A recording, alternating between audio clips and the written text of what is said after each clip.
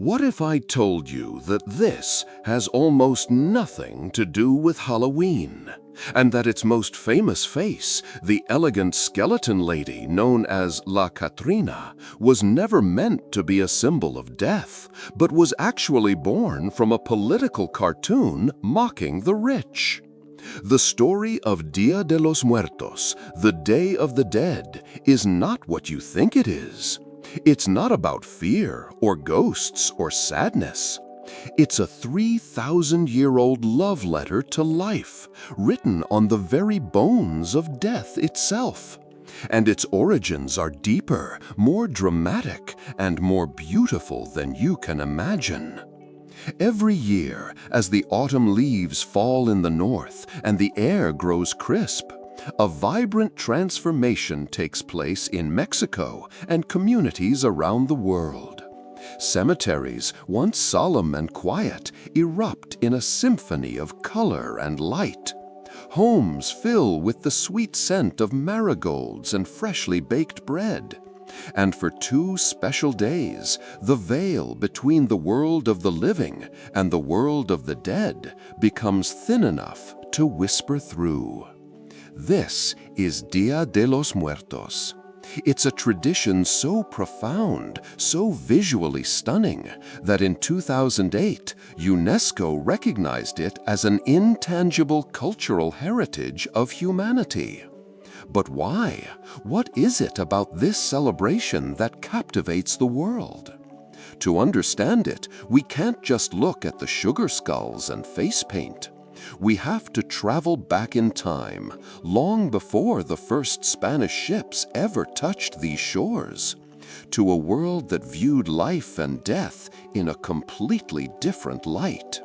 This is the origin story of how ancient people learned to welcome death not as an end, but as a homecoming.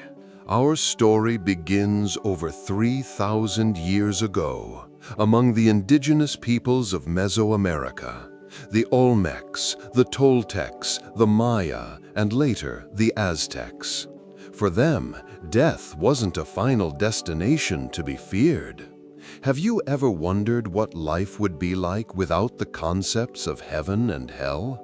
For the Aztecs, the dominant culture in central Mexico when the Spanish arrived, the afterlife was not a reward or a punishment for your deeds in life. Instead, your soul's destination depended on how you died. Warriors who died in battle, women who died in childbirth, they were given the highest honors, accompanying the sun on its daily journey across the sky. Those who drowned went to a watery paradise called Tlalocan.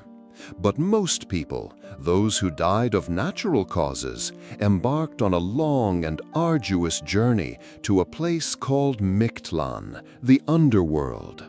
This wasn't a place of suffering, but a neutral realm of rest. The journey, however, took 4 long years, and you couldn't do it alone. Families would bury their dead with provisions for the journey, food, water, and, crucially, a small dog, often a Xoloitzcuintli, to guide the soul across the treacherous Aponawaya River, the first level of the underworld. Archaeological evidence from burial sites across Mexico confirms this. Tombs from this era frequently contain canine skeletons alongside human remains, and pottery filled with remnants of food and drink, material proof of a belief system designed to aid the dead in their next phase of existence. Since the living knew their loved ones were on this long journey, they didn't abandon them, they actively helped. The Aztec calendar, a complex and precise system, dedicated not just a day, but an entire month to honoring the dead. The 9th month of their solar calendar, roughly corresponding to our modern August, hosted back-to-back festivals. First was Michaelhuitantli, the Little Feast of the Dead, dedicated to children. This was followed by Hueymicailhuitli, the Great Feast of the Dead, honoring the adults. These were not somber affairs. They were celebrations, presided over by the goddess of the underworld herself, Mictecacixhuat, the Lady of the Dead. She, along with her husband Mictlantecuhtli, ruled over Mictlan. It was believed they welcomed the souls who completed their long journey. During these festivals, families would leave offerings on altars to honor the deceased and give them the spiritual strength they needed. But the Aztec relationship with death had a side that to modernize can seem shocking. A central feature of their ceremonial centers was the tzompantli, a massive wooden rack used to display human skulls. For the Aztecs, this wasn't morbid. The skull symbolized life, regeneration, and the divine promise that death was necessary for life to continue, just as a seed must die to sprout into a plant. The tzompantli was a sacred altar, a public display of the cyclical nature of existence. In 2017, archaeologists in the heart of Mexico City uncovered the Huey Tzompantli, the great skull rack of the Aztec capital, Tenochtitlan. It contained over 650 skulls, including those of women and children, challenging the previous assumption they were only captured warriors. It was a stark reminder that their worldview was far more complex than we ever imagined. This profound, cyclical understanding of life and death was the bedrock of their world. But that world was about to be shattered. In the early 16th century, Spanish conquistadors arrived in the Americas, bringing with them steel swords, gunpowder, and a radically different belief system, Roman Catholicism. The Spanish worldview was linear. You are born, you live one life, you die, and you are judged. Your soul goes to heaven, hell, or purgatory. Death was a solemn, final event to be feared and mourned. When the Spanish priests saw the indigenous rituals, the celebrations, the skulls, the offerings to the dead, they saw it as paganism, devil worship. They were determined to eradicate it. They toppled temples, burned native scriptures, and forbade the ancient festivals. But is it really as simple as wiping a culture clean? The indigenous beliefs were too deeply ingrained to be simply erased. A tradition practiced for thousands of years doesn't just vanish. So, a fascinating cultural process began, one that anthropologists call syncretism. When you can't beat them, you absorb them. The Catholic Church had its own days for remembering the dead. November 1st, All Saints' Day, which honors all the saints and martyrs, and November 2nd, All Souls' Day, a day of prayer for the souls of the departed faithful believed to be in purgatory. The Spanish friars cleverly moved the indigenous celebrations from August to coincide with these Catholic holidays. Their strategy was brilliant. You can keep some of your traditions as long as you fit them into our framework. The little feast for the children was mapped onto November 1st, which became Dia de los Inocentes, Day of the Innocents, or Dia de los Angelitos, Day of the Little Angels. The great feast for adults was moved to November 2nd, All Souls' Day. This fusion created the Dia de los Muertos we recognize today. It was a quiet act of cultural resistance and adaptation. The indigenous people continued to build altars, but now they might include a cross alongside pre-Hispanic elements. They continued to make offerings, but now they also recited Catholic prayers. The marigold flower, the cempasúchil, called the flower of 20 petals in the Nahuatl language, was believed to have guided the spirits with its vibrant color and strong scent in Aztec times. It kept its central role. Copal incense, used by the Aztecs to purify, was still burned, but now it mingled with the scent of Catholic Church incense. The core belief remained. For these 2 days, the souls of the dead have divine permission to return to the world of the living to visit their families. This wasn't a Spanish idea, nor was it a purely Aztec one. It was something entirely new, born from the collision of 2 worlds. The heart of the modern Dia de los Muertos celebration is the Ofrenda, or offering. This is not a place of worship, but a temporary altar, a vibrant, multi-level portal of memory designed to welcome the spirits home. Every single item on it has a rich and beautiful meaning.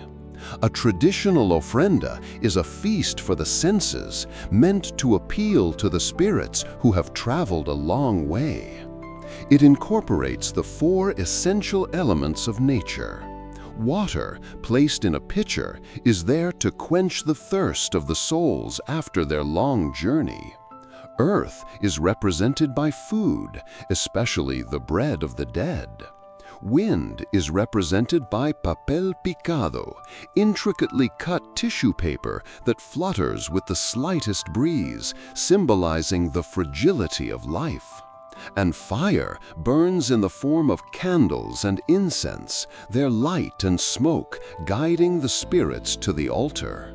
And then there's the path. A trail of bright orange marigold petals is often laid from the front door to the ofrenda, creating a fragrant, unmissable runway for the visiting souls. What would a welcome home party be without food? The ofrenda is laden with the favorite dishes and drinks of the deceased. A bottle of tequila for a grandfather, a specific type of mole for a grandmother, even cigarettes or a favorite soda. It's believed that the spirits don't physically eat the food, but absorb its aroma and essence, replenishing their energy. The most iconic food is pan de muerto, the bread of the dead. This sweet, anise-scented bread is often decorated with strips of dough shaped like bones and a small ball on top representing a teardrop or a skull. It's a delicious blend of European wheat baking traditions and Mesoamerican symbolism. And of course, there are the sugar skulls, the calaveras de azúcar. This is where we find our first surprising fact. Did you know that the art of making decorative sugar figures wasn't invented in Mexico? It was brought to the New World by Italian Catholic missionaries in the 17th century. Mexican artisans, who had little money for expensive church decorations, learned the craft and adapted it to their own traditions. The skull, already a powerful symbol in their culture, was the perfect subject. These are not meant to be frightening. They are whimsical, colorful, and often have the name of a departed loved one written on the forehead. In a beautiful custom, people will also write the names of the living on sugar skulls and give them to friends, a playful reminder that death is a part of life for everyone. It's a way of looking death in the face and smiling. For centuries, Dia de los Muertos was primarily a private, family-oriented tradition, celebrated in homes and cemeteries. So how did it transform into the globally recognized phenomenon it is today, with parades and iconic imagery known around the world? The story involves a satirical artist, a legendary painter, and James Bond. Let's go back to that elegant skeleton lady. In the early 20th century, Mexico was in the midst of great social and political upheaval leading up to its revolution. A printmaker and cartoonist named José Guadalupe Posada created thousands of satirical illustrations, or calaveras literarias, that used skeletons to poke fun at politicians and the issues of the day. Around 1910, he etched an image of a skeleton wearing a fancy, flower-adorned French hat. He called her La Calavera Garbancera. It was a critique of Mexican people, whom he called garbanceros, who had indigenous blood but aspired to be European, copying their aristocratic styles and denying their own cultural roots. Posada was essentially saying, no matter how you dress, you're still a skeleton underneath. You can't escape who you are or your mortality. She was a piece of political commentary, not a goddess of death. So how did she become the face of the celebration?